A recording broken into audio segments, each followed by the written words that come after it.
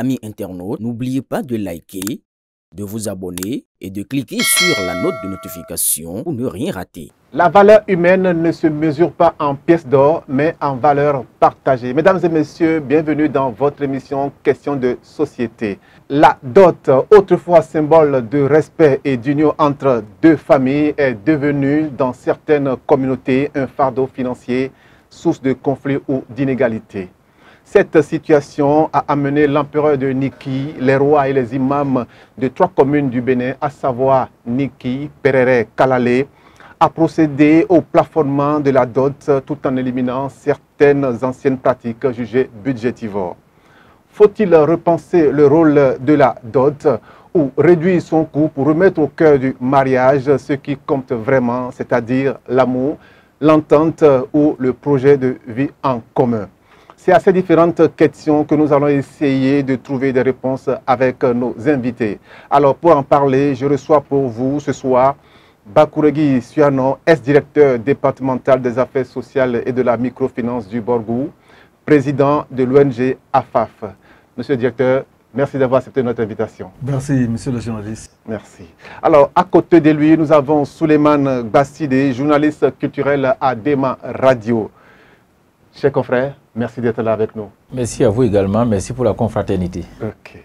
Alors, nous avons la seule femme parmi nous qui va représenter, qui va parler au nom des femmes ce soir. Elle s'appelle Falon Chabiboni, journaliste au groupe de presse Le Béninois Libéré. Falon, merci d'être là également. Tout le plaisir pour moi. Alors, chers invités, une fois encore, bonsoir et merci d'avoir accepté notre invitation. Ensemble, nous allons ouvrir un espace de réflexion sur comment préserver nos traditions tout en avançant avec notre temps. Alors déjà, d'entrée, je vais poser la première question à notre directeur, puisqu'ici, il représente, je dirais, l'autorité qui gère cette partie de la vie en société. Alors, directeur, dites-nous déjà, que représente la dot dans notre tradition culturelle?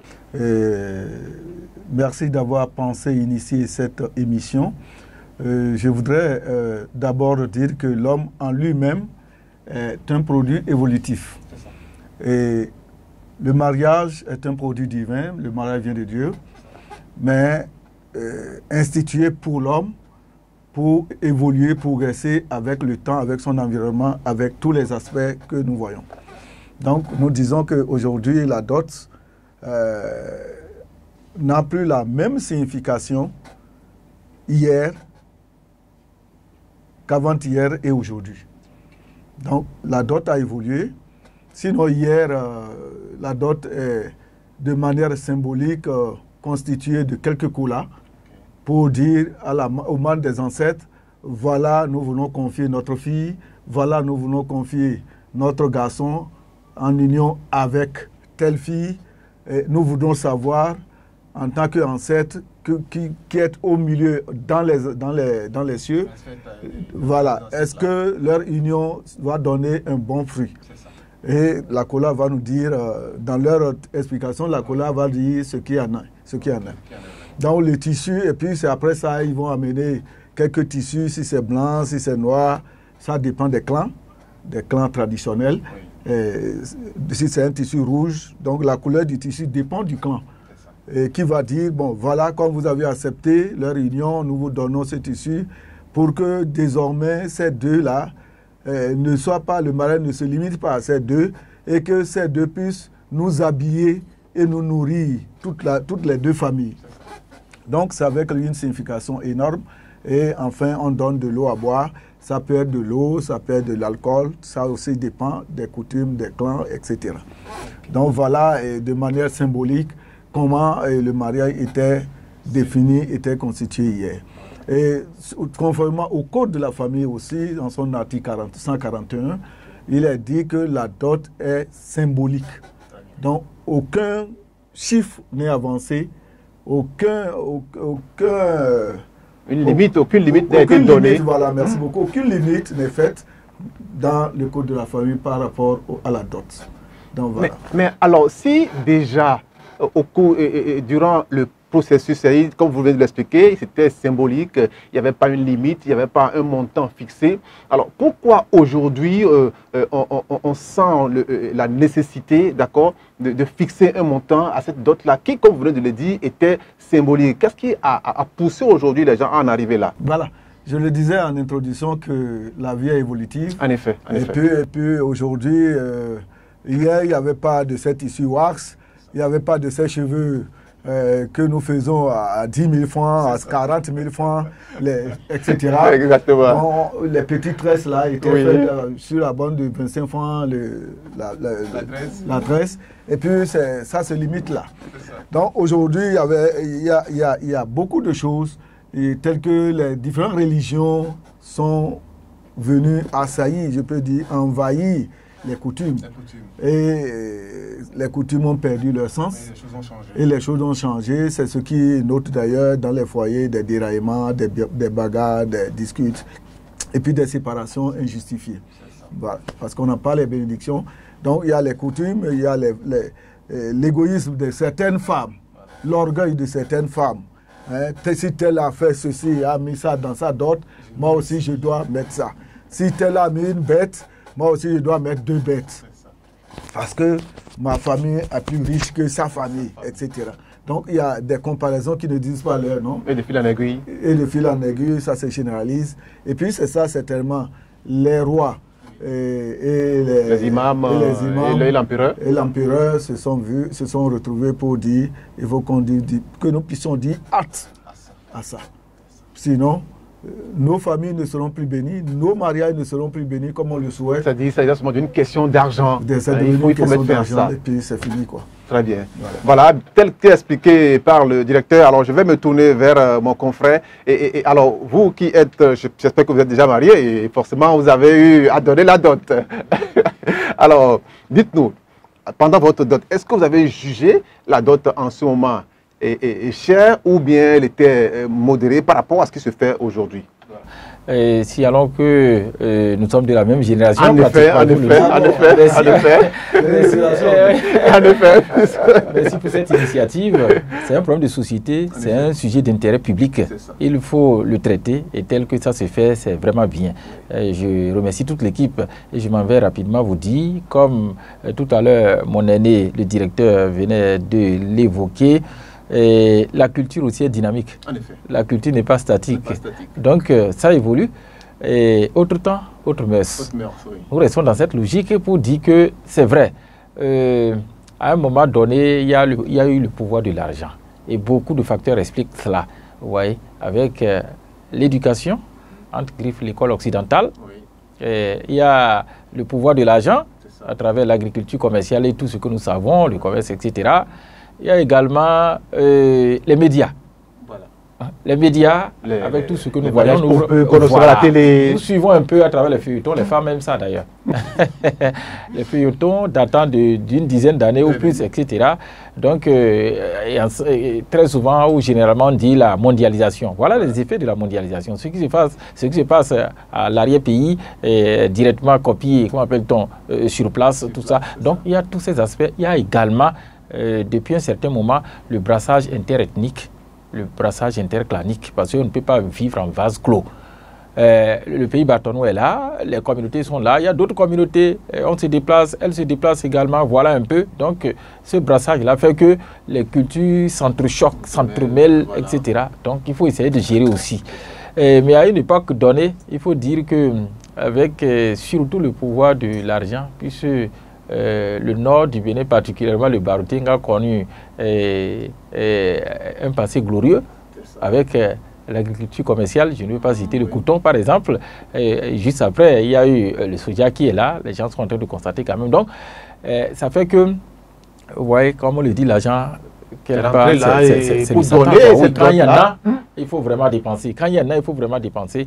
Certains sont rentrés dans cette folie-là. Mais il faut reconnaître que tel que le code le dit, le mariage est symbolique, il est spirituel, c'est la dot symbolique et spirituelle. La dot est un pacte ancestral entre deux familles représentées par deux individus. Donc si on reste dans cette logique, et même les religions révélées reconnaissent que tel est le cas. Maintenant, c'est, comme on le dit, le matu vu l'argent, le pouvoir d'argent et comment appelle-t-on l'éducation, j'allais dire aveugle. On investit le secteur culturel voilà. Et ça agit ça nous a amené à cette époque. Sinon, il faut le dire, par les temps qui courent, on ne peut pas se mettre à faire des dépenses aussi faramineuses. Mais la femme, c'est notre maman. La femme, c'est notre fille. La femme, c'est notre épouse. On le reconnaît. La femme est plus que ce qu'on peut penser. C'est pourquoi dans le code tout à l'heure, lorsque mon élève le disait, il n'y a pas un montant qui soit fixé pour dire que la dot doit coûter tant. Mais alors si je vous prends au mot, qu'est-ce que vous pensez de cette décision de roi? Est-ce que selon vous, c'est une décision à saluer ou il faut le prendre un peu avec des pincettes? L'initiative est très bonne parce que c'est un problème de société que nous vivons. C'est un sujet d'intérêt public, d'intérêt général que nous vivons. Donc, les autorités traditionnelles ont eu l'initiative d'évoquer ce problème-là, disons, d'essayer de titiller un peu l'opinion publique. C'est déjà bien. Mais il y a un travail qui devrait se faire en dessous. Et ce travail-là, il y a des personnes bien indiquées pour accompagner. Moi, j'interpelle par exemple nos élus locaux, nos députés, même nos bon, tout à l'heure, nous allons venir, puisque le directeur est là, il va nous dire si éventuellement voilà. Cette question-là a finir en disant que l'initiative elle est bonne. Oui. Donc on ne peut pas dire du coup qu'on ne salue pas la décision. En réalité, dans le contenu, ce qui me gêne, moi, entre griffes, c'est le montant qu'on vient fixer qui est en porte-à-faux avec même le code de la famille. En réalité, c'est ce qui me gêne. Sinon, le problème en lui-même existe et il faut arrêter la CI. Très bien.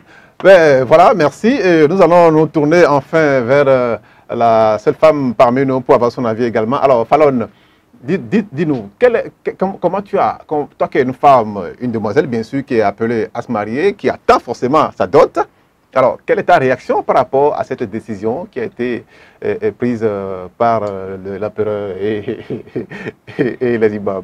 D'accord. Arnaud, merci beaucoup. Merci de donner la parole aux femmes. Même si, comme vous l'avez dit, je suis encore une jeune fille. Eh bien, quand j'ai appris en même temps la nouvelle réforme que l'empereur, enfin, l'empereur, les imams et les rois ont décidé entre eux, je me suis dit, mais c'est quoi? Ça veut dire que moi, je ne vais pas me marier. C'est ça, parce que, comme l'a dit tout de suite le directeur, la dot, c'est symbolique. On ne peut pas fixer un montant et dire que oui, désormais, c'est ça. Mais en même temps, c'est peut-être une bonne idée. Pourquoi? Parce que, bon, tout de suite, on a parlé de la cherté de la vie, des trucs qui ont évolué et tout. Par rapport à ça, peut-être, ils auraient pris cette décision pour alléger les dépenses. Comme le directeur l'a dit aussi, quand je vois sur les réseaux sociaux qu'on a doté telle personne et que son mari lui a offert une voiture, moi aussi je me dis que il faut que lors de ma dot aussi, je fasse aussi plus qu'elle. Que ce soit du boom. Et là, l'homme, lui, qu'est-ce qu'il va faire? Il va se débrouiller pour trouver ce que je veux.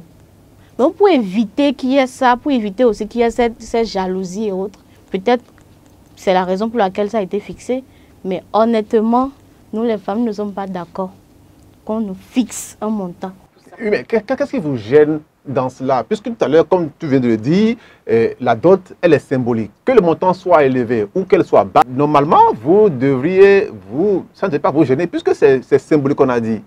Alors, pourquoi est-ce que vous vous sentez touché par le fait qu'on ait fixé le montant? La femme, ce n'est pas un objet. Nous sommes inestimables. Voilà. On le sait. Très bien. Donc, c'est pas comme si je vais au supermarché ou même que je vais au marché, puis tel légume, c'est à 100 francs et puis je donne l'argent. Non. Tu ne peux pas l'acheter, la femme. Non. Je ne peux pas dire qu'une femme, c'est égal à 300 000 francs. Non. Laisse l'homme juger. En plus, on ne voit pas, c'est vrai qu'on ne devrait pas regarder le montant. Mais ce qui fait mal, c'est parce qu'on fixe ça là. Pas besoin de fixer un montant. C'est comme si on nous achetait finalement. Ça. Je ne suis pas, comment dirais-je, un poisson. Même le poisson, parfois le prix, ça change. Ouais. Ça change. Je ne suis pas une boîte de Selon tomates. la douceur. Voilà. Le prix, ça change. Donc, nous, les femmes, ne sommes pas d'accord. C'est ça. Qu'on nous estime à 300 000 francs. C'est pas 300 000 francs seulement. On nous dit aussi que dans la zone, je veux citer Kalalé, Perere, Niki, il y aura plus de fêtes après les demandes en mariage. Oui. Pourquoi? Les petits déjeuners sont interdits. Oui. Pourquoi? Je peux encore comprendre qu'on dise qu'on ne va plus accorder des soutiens financiers aux belles-sœurs. Ça, je peux encore comprendre. Pas de petit déjeuner, pas de fête, pas d'amois. Non, mais quand même, c'est un peu poussé. 300 000 francs, j'ai bien envie de réagir par rapport à ce qu'elle dit. Très bien. Pour dire en réalité que les principaux acteurs, qui sont les femmes elles-mêmes en attente du mariage, n'ont pas réagi, hein, n'ont pas donné n'ont pas réagi, n'ont pas donné leur avis. Mais c'est les parents entre griffes, ces victimes de ces filles-là, qui ont réagi, qui ont participé d'une manière ou d'une autre à la fixation de ce montant-là, en réalité. En réalité, c'est comme ça. Hein. On n'a pas donné la parole aux jeunes filles pour qu'elles s'expriment. Non, ni aux jeunes dames. Ni aux jeunes dames. Donc on a décidé à leur place. Ceux-là qui ont décidé à leur place, là, entre griffes, c'est les parents. Je parle des parents et non les autorités traditionnelles. C'est les parents. Donc qu'est-ce que les parents cachent derrière? Mais, monsieur Dieter, de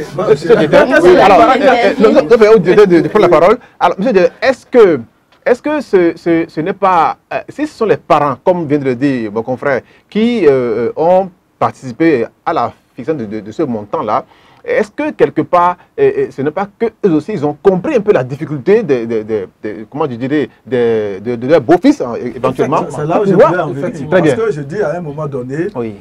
C'est parce que ces rois-là, en tant que personnes sages, ont compris que là où ces genres de dot nous amènent, c'était des égarements qui ne pouvaient pas dire son nom. Et ça ne permet pas à une bonne éducation, ni de la femme qui est mariée, ni de l'enfant qui sera né. Donc, je pense que je n'étais pas dans les secrets de Dieu, mais je dis à un moment donné, quand il voit, par exemple, qu'on exige au mari de verser d'abord 2 millions, 1 million, avant pour acheter les pailles tigans, les chaussures, les patatas, 4 valises, et avant que la fille ne soit... Et puis on dit à la fille et sa maman de produire ou bien d'acheter des matériels à hauteur de 800 000, à savoir ici c'est... Comment vous appelez là, vous arrangez les bols, comment vous appelez ça? Voilà. Ici c'est corbeau, ici c'est... ustensiles de cuisine, des bols, des pailles, des valises. À hauteur de 800 000. Alors que la pauvre dame, elle est là, elle a fait peut-être un champ de soya qui n'a pas donné et qu'à peine elle n'a que 40 000 francs dans l'année. Donc elle va aller s'endetter pour faire ça. Le mari, lui aussi, il n'a pas 1 million, mais il a fait un champ de coton peut-être qui ne donne que 300 000, mais on lui demande 1 million. Il va prendre crédit, il fait le mariage. Conséquence, il y aura forcément de la mésentente entre ces. Donc ces rois et ces personnes sages, ces personnes ressources, dans les communes, certainement, ce n'était pas dans les secrets, on dit il faut que vraiment qu'on puisse limiter, arrêter et retenir quelque chose de fixe pour toutes les communes, pour toutes les communautés. Mais là où je dis, c'est un peu aberrant et puis il ne fallait pas tout de suite arrêter un prix. C'est comme si on a laissé que, on a été aveuglé par notre tradition. On a oublié comment on faisait dans les traditions. Maintenant, s'ils veulent qu'on progresse, au lieu qu'on nous dit prenez 30 kilos d'or divisé en 4, on peut dire ces 30 kilos divisés en 4 là, en fonction de l'avoir de chaque famille. Là, on n'a pas arrêté un montant. Là, si la famille avait la possibilité de 200 000, ils divisent par 4, et puis le quart là, ils font le mariage avec. Et les 3 quarts, ils essaient de vivre les lendemains de leur mariage pour que la femme et le nouveau homme ne puissent pas vivre dans la misère. C'est ça. Alors, monsieur Dieter, vous allez garder la parole. Alors, dites-nous, est-ce que cette décision-là, c'est vrai, je vais vous demander, est-ce que d'abord les autorités sont informées?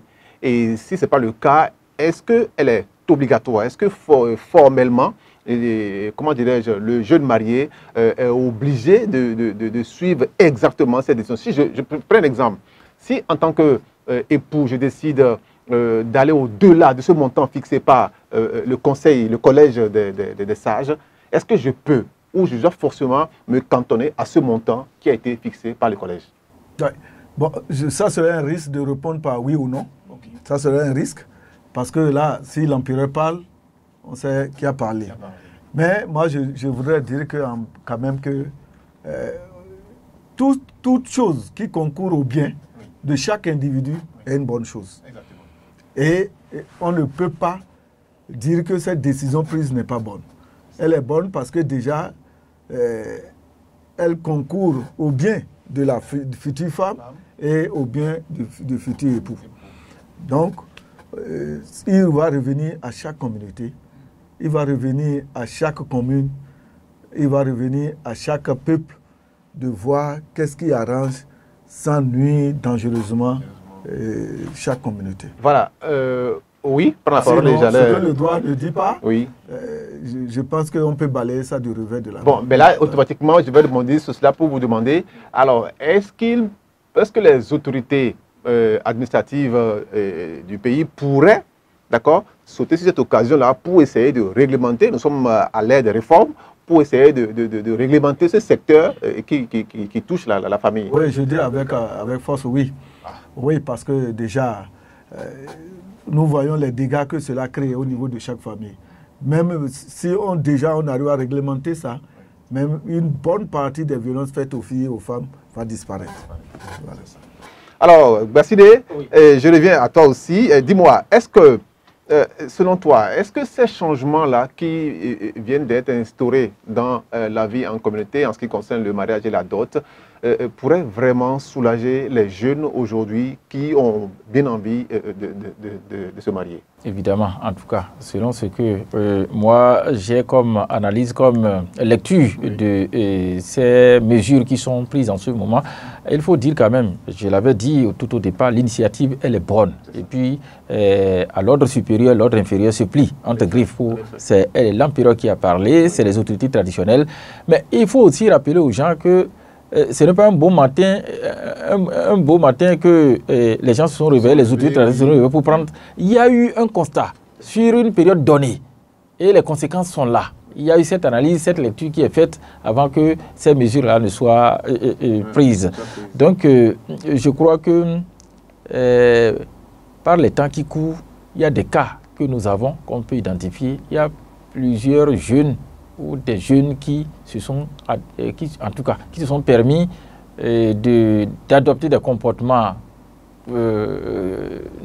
peu orthodoxes pour se faire de l'argent avant d'aller doter ou peut-être pour les dépenses relatives à la dot. On ne peut pas dire que c'est peut-être des comportements qui amplifient les braquages et consorts, mais il y a des difficultés qui naissent au sein des familles et certains jeunes s'arrangent pour donc gérer leurs problèmes, mais la façon de s'arranger n'est pas une façon aussi orthodoxe. Nous le reconnaissons. Vous voyez, il y a de très sérieux problèmes dans le domaine du foncier. Les conflits entre... En dessous, il y a beaucoup de choses. Et le mariage, parfois, à l'origine... Voilà. Des gens, on va vendre la terre pour se marier. Il y a des cas comme ça, partout, dans nos contrées. Il y en a. Sur cette question, je vais m'adresser à Fallon pour lui dire... Alors, il y a certaines communautés aujourd'hui où il y a même une pratique, je dirais même que c'est peut-être ce qui a suscité ce changement, plutôt je vais dire ces réformes au niveau du conseil. Alors, il y a des femmes dans certaines communautés qui, par mesquinerie, épousent un homme. Aujourd'hui, 6 mois après avoir reçu la dot, démissionne, quitte ce foyer-là pour aller encore trouver un autre homme, se remarier, prendre encore la dot et quitter cet homme-là, aller se remarier encore, parfois 3 fois de suite. Alors, est-ce que vous ne pensez pas que c'est suite à ce genre de comportement que le collège a pris cette décision? Quelle lecture faites-vous de ce genre de comportement qui vient de la femme parfois aussi? D'abord, si elle a quitté un homme, peut-être parce qu'elle n'était pas à l'aise. Oui, mais écoutez, tu prends la dot, 6 mois après, tu quittes ton foyer. Non, mais non, là, vous parlez comme si c'est un commerce. elle va... Non, c'est l'escroqueuse. Oh, le mariage, c'est pour le pire. Voilà, le meilleur pour le pire. Non, dans le même temps, il y a des hommes comme ça, et il la dote, et tout, après, il la quitte, et il réclame. Il réclame qu'on lui retourne sa dot à lui. Pourquoi? Oui. Donc peut-être qu'elle n'était pas heureuse, elle cherche là où elle va être heureuse, ou soit, bon, elle peut vouloir prendre de l'argent pour elle-même, peut-être ça. Le cas des femmes, je prends ma consoeur, comment appelle-t-on, homo. Vous avez dit qu'elle n'est pas heureuse, l'épouse n'est peut-être pas heureuse. On se marie pour le meilleur et pour le pire d'ailleurs, voilà. Et là, certaines valeurs traditionnelles sont laissées de côté. Totalement. Voilà. Non, mais si dans le foyer, l'homme, son époux a des comportements qu'elle n'apprécie pas. Aujourd'hui, par exemple, nous, les jeunes filles, nous n'avons pas la patience que nos mamans avaient. Ça, il faut l'avouer. Je suis avec mon mari, il y a petit problème, je me fâche, je prends mon sac, je vais chez mes parents. Or, au temps de nos mamans, c'est pas ça. Elle va rester, elle va ranger. Mais nous, aujourd'hui, on n'a plus cette patience-là. Peut-être que dans le couple, là, en fait, elle n'est pas à l'aise et elle s'en va. Falon, je demande encore, alors, quelle lecture fais-tu de ce genre de comportement des femmes? Parce que c'est un comportement qui est remarqué dans la société et que vivent certaines communautés. Alors, en tant que femme, quelle lecture fais-tu de ce comportement? Est-ce que, en tout cas, qu'est-ce que tu penses de ça? Bon, je dirais que c'est pas bien. D'abord, c'est pas bien. Si tu ne veux pas te marier, ne te marie pas. Si tu n'es pas prête, tu patientes. C'est pas une course. C'est pas une course. Si tu te sens prête du moins, psychologiquement, parce que la pression, les parents peuvent donner aussi la pression. Hein. Il faut que tu te maries, il faut que tu te maries. Là, c'est aussi un cas. Elle va dans le foyer, elle n'est pas heureuse. Mais si tu sais que tu n'es pas prête à te marier, pas la peine d'accepter. Mais là, si tu réponds à cette question de cette manière, je pense que tu pourrais donner donc raison au Collège des Sages qui a pris cette décision, puisque c'est suite à ce genre de comportement. Je ne pense pas peut-être que ce soit à cause de ça qu'ils aient pris cette décision. Oui. Bon, peut-être que c'est dedans aussi. Non, pas du tout, pas du tout. Ça me dit que si je me marie avec quelqu'un, ça ne marche pas. Donc quand je vais me remarier, la dot diminue comme ça. Maintenant, c'est ça? Non, je peux ne pas être heureuse et quitter mon mari. Voilà, tout à l'heure, vous venez de dire qu'il faut être prêt avant de se marier. Oui. Donc ça sous-entend la maturité. Exactement. Et il faut le faire. Et quand on se marie, en réalité, dans notre tradition, dans notre culture à nous, c'est des familles qui se marient en fait. Voilà, c'est ça. Donc ce n'est pas des individus. Comment se fait-il que quand tu es fâché tout à l'heure, tu prends ton sac et paf, tu t'en vas? Donc dans ce cas, on te force à rester là-dedans. On ne te force pas, non, on t'amène. Parce que là, si tu quittes, ça va devenir 80 000. Tu restes dedans. Même si tu n'es pas heureux, tu vas rester dedans parce que tu ne veux pas qu'on t'achète à 80 000. Non, je pense qu'il ne faut pas voir le problème sous cet angle. Voilà. Mais il faut voir le problème sous l'angle de ce que nous entendons par mariage. Est-ce que même toi, femme, qui est rentrée sous le toit d'un homme, tu as quitté ton père et ta mère, comme les officiers le disent, et tu as rejoint un homme pour faire un seul corps. Est-ce qu'il est loyal, louable, que vous quittiez un jour en moins de 3 mois? Tu ne sais même pas s'il y a déjà grossesse dedans ou pas. Mais sous l'effet de colère, parce que tu as vu dans nos villages, tu as vu dans TikTok, là, tu as vu ça, et tu as vu que l'autre là n'a pas traité sa femme de cette manière, et toi il revient, ou bien l'homme là ne sort pas comme ça, et lui l'autre sort, et c'est ça qui tu prends un coup d'effet de colère, et puis tu dis qu'aujourd'hui tu t'en vas. Et là, c'est là où je rejoins votre confrère pour dire qu'au fait, quand vous acceptez ce mariage-là, ce n'est plus toi et ton homme qui vous mariez, c'est 2 familles qui se marient. Donc, avant de quitter, vous devez avoir le consentement des 2 familles. Or, vous n'entendez plus. Maintenant, si vous n'entendez pas, il y a toute médaille à de revers. Donc, si vous n'entendez pas le son de cloche des familles, attendez voir avoir des conséquences. Non, mais les raisons sont diverses. Les raisons. Il faut qu'on précise, qu'on recadre pour dire que c'est au niveau de la dot en fait. La dot, elle est symbolique. Quand on finit ça, votre mariage pompeux là, vous pouvez aller le célébrer à Paris, ou à Washington, ou à Manhattan, je ne sais pas. Donc voilà. Bien. Alors, je vais poser une dernière question à Fallon avant, puisque déjà la régie nous fait signe déjà. Alors, dis-nous Fallon, est-ce que, selon toi, la dot est-elle vraiment nécessaire, d'accord, dans le mariage? Et si ce n'est pas le cas, qu'est-ce que, au regard de cette décision, qu'est-ce que tu souhaiterais, d'accord, qu'il soit changé dans cette des décisions prises par le Collège des sages? Eh bien, bon, la dot, ça existe depuis très longtemps. En effet. Donc, c'est pas moi qui vais changer les choses. Non, ça existe depuis longtemps. Si les femmes ensemble, il y a une réaction collective, je crois que, bon... On va annuler les dons. Voilà. Non, on ne va pas annuler. Non, ça existe depuis très longtemps. On ne va pas annuler la dot. Parce que c'est considéré comme le mariage, déjà. Parce qu'il y a des communautés, ils ne vont pas à la mairie, ils ne vont pas à l'église. C'est juste la dot, c'est ça qui compte. Donc, je dirais plutôt qu'il serait préférable de revoir cette réforme, de prendre en compte la voix des femmes, ou bien même des hommes encore, et de revoir cette réforme. Parce que là, nous sommes d'accord qu'il y ait toujours la dot, qu'il y a d'autres choses qui soient interdites, tout ça, mais ne pas fixer un montant serait vraiment préférable. Voilà. Bien, merci, chers confrères. Nous allons laisser la parole au doyen qui va clôturer. Alors, à vous, je vais demander. Alors, ces changements qui ont été opérés aujourd'hui, s'il fallait ajouter ou retrancher quelque chose, qu'est-ce que vous voudriez bien qu'on puisse revoir par rapport à cela, en tant que, bon, marié et peut-être futur parent, on ne sait jamais. Oui, il faut dire rapidement que avant donc d'en arriver là, la dot ne doit pas être un fonds de commerce. C'est ça. La dot ne doit pas être un capital pour la belle famille. Okay.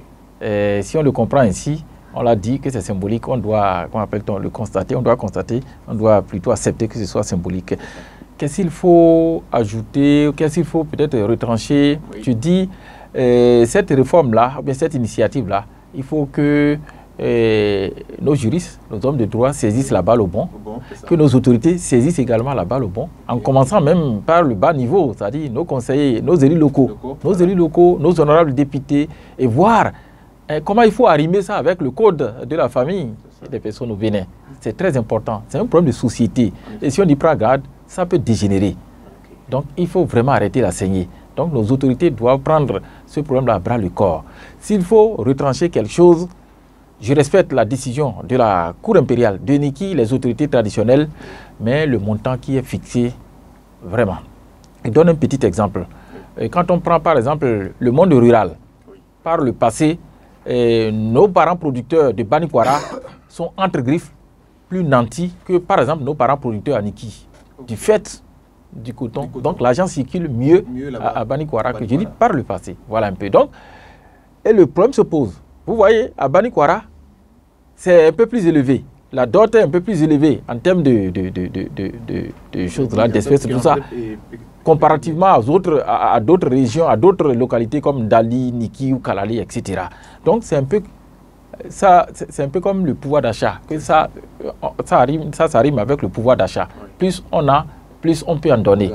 Ça ne devait pas être comme ça. Il faut stabiliser. Donc c'est dans cette logique que se trouvent nos autorités traditionnelles. Donc ce montant de 300, il y a un cas qu'on a déjà enregistré où la dot, comment appelle-t-on, l'argent qui constitue la dot est une enveloppe de 200 000 francs, mais la belle famille a estimé qu'il faut aller à 300 parce qu'elle a déjà l'information que 300. Alors que 300 000 francs, ce n'est pas là-bas, c'est égal,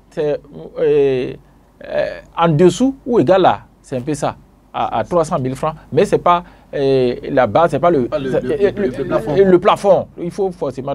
Donc il y a déjà une incompréhension qui est en train de naître au sein. Il y a une mauvaise interprétation. Donc, nos autorités politico-administratives, nos juristes, les hommes de droit doivent prendre à bras le corps ce sujet-là et le traiter, le décortiquer pour que ce soit vraiment accessible, pour que nos mamans, nos soeurs, nos filles acceptent finalement entre griffes, une cagnotte donnée, même si ce n'est pas un montant fixe.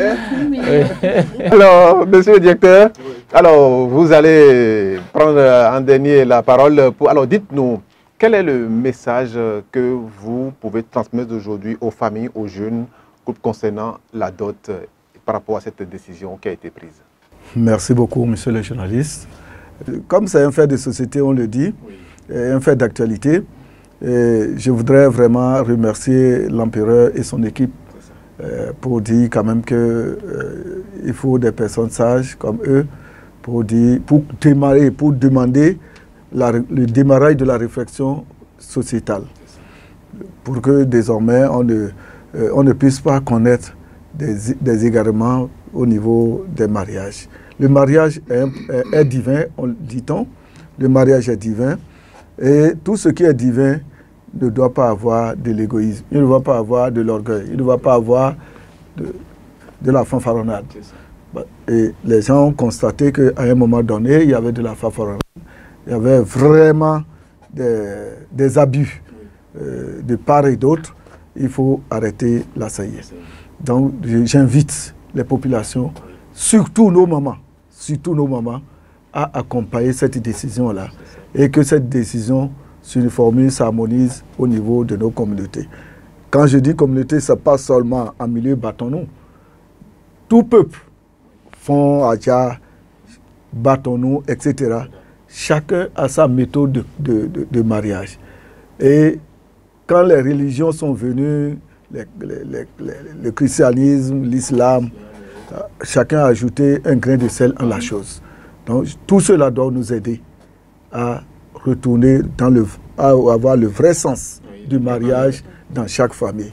Et pour que chaque famille puisse bénéficier des prières et des bénédictions de nos ancêtres, pour que les familles que nous devons procréer soient des familles modestes.